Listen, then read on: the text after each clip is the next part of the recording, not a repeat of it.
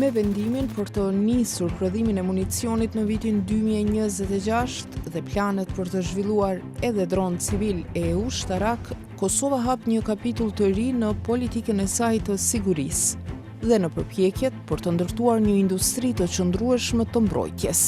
Duke rritur ushtrinë e sigurojmë Republikën. Ky hap vjen në kohën kur kërkesa globale për municion është rritur ndjeshëm, por paralelisht ngre dhe pyetje mbi kapacitetet reale të Kosovës, sfida teknike dhe implikimet rajonale që mund t'i sjellë.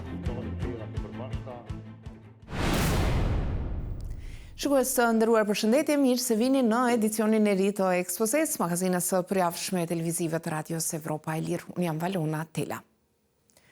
Në Ballkan, ku balancat e sigurisë mbeten të brishta dhe veprimet shtetërore shpesh interpretohen përtej peshës së tyre reale, edhe hapat e vegjël marrin rëndësi të shtuar.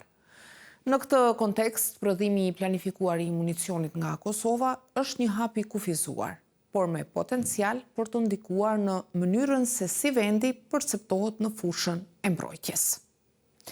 Kryeministri në detyri i Kosovës Albin Kurti konfirmoi se fabrika e parë e municioneve në Kosovë do të ndërtohet në Jahoc të Gjakovës, ndërsa prodhimi i parë pritet të dalë në fund të vitit 2026 dhe aktiviteti nuk do të ndalet me kaq. Kjo zonë industriale do të shërbejë edhe për investitorë të tjerë me të cilët jemi në kontakt dhe do të prodhojnë lloje të ndryshme të produkteve ushtarake, dronët ushtarak dhe civil made in Kosovë. Marrëveshja për fabrikën u nënshkrua më 16 dhjetor 2024 mes qeverisë së Kosovës dhe prodhuesit shtetëror turk MKE.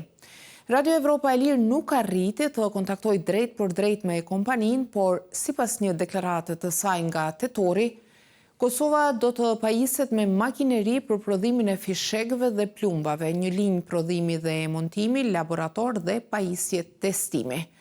Personeli MKE-s do të ofrojë edhe shërbime prodhimi, mirëmbajtje, riparimi dhe asistencë teknike për stafin kosovar.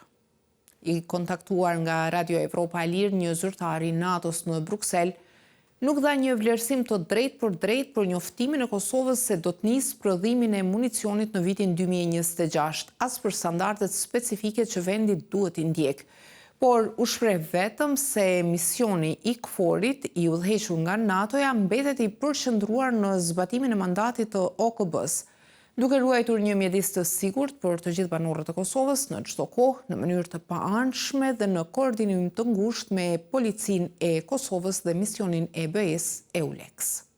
NATO-ja nuk e ka mbështetur shndrimin e FSK-s në ushtri, proces që pritet të përfundojë në vitin 2028.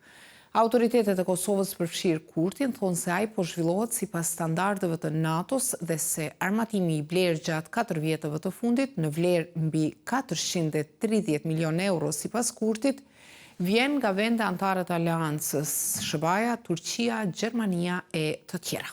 Duke rritur ushtrinë e sigurojmë Republikën, duke ngritur forcën e sigurisë së Kosovës, e forcojmë partneritetin me aleat. Koloneli amerikan në pension Ray Wojcik e sheh vendimin e Kosovës për të prodhuar municione si një iniciativë fantastike, në linjë me pritjet e NATO-s që vendet aspiruese të zhvillojnë kapacitete industriale mbrojtëse. Në vlerësimin e tij, Kosova po e nis këtë prodhim në kohën e duhur për të forcuar aftësitë e saj ende të kufizuara, për t'u përgjigjur kërkesave më të larta të sigurisë pas luftës në Ukrainë dhe për të rritur bashkëpunimin rajonal me aleatët. Një nga gjërat pozitive për Kosovën, fal pranisë shumë vjeçare të misionit të NATO-s KFOR, është marrëdhënia e ngushtë dhe bashkëpunimi i vazhdueshëm me aleatët. Kosova e ka diskutuar këtë nismë veçanërisht me Shtetet e Bashkuara të Amerikës dhe Mbretërinë e Bashkuar, dy nga aleatët e saj më të afërt, të cilët janë shumë mbështetës për të. Wojcik, i cili ka shërbyer edhe si udhëheqës i zyrës së bashkëpunimit të mbrojtjes në ambasadën amerikane në Prishtinë, përmendet edhe marrëveshjen rajonale të mbrojtjes mes Kosovës, Shqipërisë dhe Kroacisë, e cila sipas tij mbështet iniciativën për prodhimin e municioneve në Kosovë. Argiro Kartsonaki nga Instituti për Kërkime të Paqes dhe Politika të Sigurisë në Hamburg Pajtohet se është logjike që një shtet i vogël të përpiqet të forcojë sigurinë e vet. Por paralajmëron po ashtu se këto veprime mund të perceptohen si kërcënim nga fqinjët, duke i rritur tensionet në vend se t'i ulin ato. Kjo nuk do të ndryshojë dinamikat e sigurisë në Ballkan. Ajo që mund të bëj, megjithatë, është t'i ushqej narrativët, t'i jap edhe një element propagandës dhe diskurseve populiste të presidentit të Serbisë Aleksandar Vučić. Nëse kjo pastaj egzagerohet, mund të krijojë frikë dhe pasiguri të perceptuar. Dhe frika e perceptuar është po aq reale sa edhe kërcënimi i vërtet. Pikërisht këtu qëndron edhe delikatesa e këtij vendimi. Presidenti i Serbisë Aleksandar Vučić ka interpretuar marrëveshjen e mbrojtjes mes Kosovës, Shqipërisë dhe Kroacisë si shenjë të një gare armatimi, duke theksuar se Serbia do të mbrohet me sukses nga çdo agresor i mundshëm. Në të njëjtën linjë, kryetari i Komisionit Parlamentar për Mbrojtje në Serbi Milovan Drecun ka pretenduar se fabrika turke e municioneve në Kosovë cenon sigurinë dhe pozitën e serbëve në vend, por pasjell prova konkrete për këtë. Serbia përndryshe mbetet fuqia dominuese ushtarake në rajon, me një buxhet mbrojtje dukshëm më të lartë se ai i Kosovës dhe i vendeve të tjera të Ballkanit Perëndimor. Sipas Institutit Ndërkombëtar të Kërkimeve për Paqe në Stockholm, Sipri, Kosova në vitin 2024 ka ndarë rreth $162 milion për mbrojtjen, ndërsa Serbia rreth 2.2 miliard. Serbia po ashtu mbetet eksportuesja kryesore e armëve dhe municioneve në rajon, duke përbërë mbi 65% të totalit të eksporteve sipas Institutit për Kontrollin e Armëve të Vogla dhe të Lehta në Evropën juglindore dhe lindore. Pastaj renditen Bosnia dhe Hercegovina dhe vendet e tjera të rajonit si Maqedonia e Veriut, Shqipëria dhe Malizi, të cilat eksportojnë gjithçka nga municionet e lehta deri te minat dhe raketat.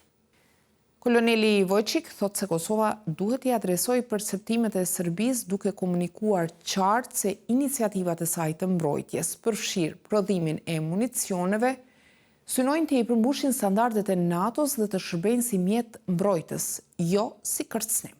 Është një përpjekje për stabilitet rajonal, pasi mund të veprojë si mjet parandalues ndaj Serbisë agresive, e cila ka kapacitete të mëdha prodhimi armësh dhe municionesh. Prandaj, për një sasi shumë të vogël armësh ose municionesh që do të prodhojë Kosova, nuk ka arsye shqetësimi për serbët.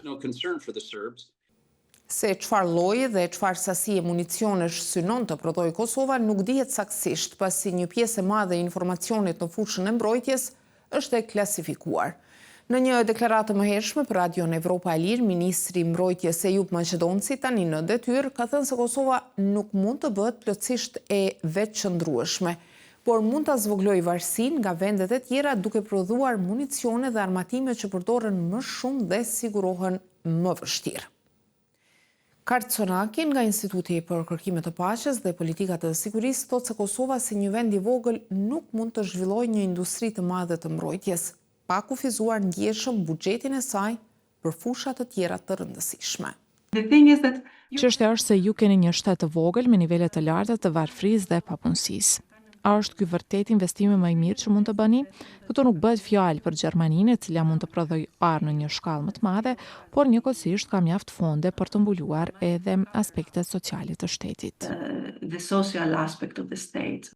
Koloneli Vojčić thekson se buxheti i kufizuar i mbrojtjes e detyron Kosovën të veprojë me kujdes maksimal, duke investuar burimet në mënyrë të zgjuar. Ai nënvizon nevojën që përpjekjet në industrinë e mbrojtjes të koordinohen ngushtë me aleatët kryesor dhe të shmangen partneritetet që mund të dëmtojnë stabilitetin rajonal ose për afrimin me perëndimin.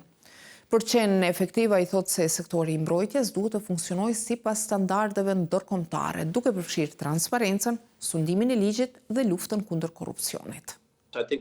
Mendoj se Kosova ka treguar rezultate të qëndrueshme. Shtetet e Bashkuara nuk do të kishin dhënë ndihmë për kaq shumë vite për sigurinë e Kosovës, nëse do të kishte shqetësime për korrupsion në Ministrinë e Mbrojtjes. Kjo është një shenjë mirë dhe përpjekja për prodhimin e municioneve duhet ta ndjek të njëjtin model, duke u mbikëqyrur nga NATO-ja dhe partnerët kryesor, si Shtetet e Bashkuara të Amerikës dhe Mbretëria e Bashkuar, ndaj rreziku për keq menaxhim është shumë i ulët. Shtetet e Bashkuara kanë në Kosovë kampin Bondsteel që shërben si baza më e madhe ushtarake amerikane në Ballkan. NATO-ja ka ende mbi 4.000 paqëruajtës, kryesisht në veri të vendit, ku në 2 vjetët të fundit janë shënuar tensionet më të rënda etnike që nga shpallja e pavarësisë më 2008. Forca e sigurisë së Kosovës është e armatosur lehtë, por që nga ardhja e Kurtit në pushtet, në vitin 2021 buxheti i mbrojtjes ka shkuar duke u rritur. Edhe në nivel global të ardhurat nga industria e armëve janë rritur ndjeshëm gjatë vitit 2024, të nxitura nga shpenzimet e larta ushtarake për shkak të luftrave në Ukrainë dhe në Gazë, si dhe e tensioneve gjeopolitike rajonale dhe globale. Sipas Institutit SIPRI, shitjet e armëve dhe shërbimeve ushtarake janë rritur për 5.9% vitin e kaluar, duke arritur një rekord prej $679 miliard. Me fjalët e kolonelit Vojçik, prodhimi i municioneve në Kosovë mund të jetë në dobi edhe të aleatëve të NATO-s, përfshirë Ukrainën. Shikues të nderuar, kështu kemi ardhur në fund të këtij edicioni të ekspozes. Për të rejat e fundit, vazhdoni të na përcjellni në faqen tonë në internet në adresën evropaelir.org, si dhe në rrjetet sociale, Facebook, X, Instagram dhe YouTube. Bashkë takohemi sërish të premten ardhshme. Mirëmbëjtje.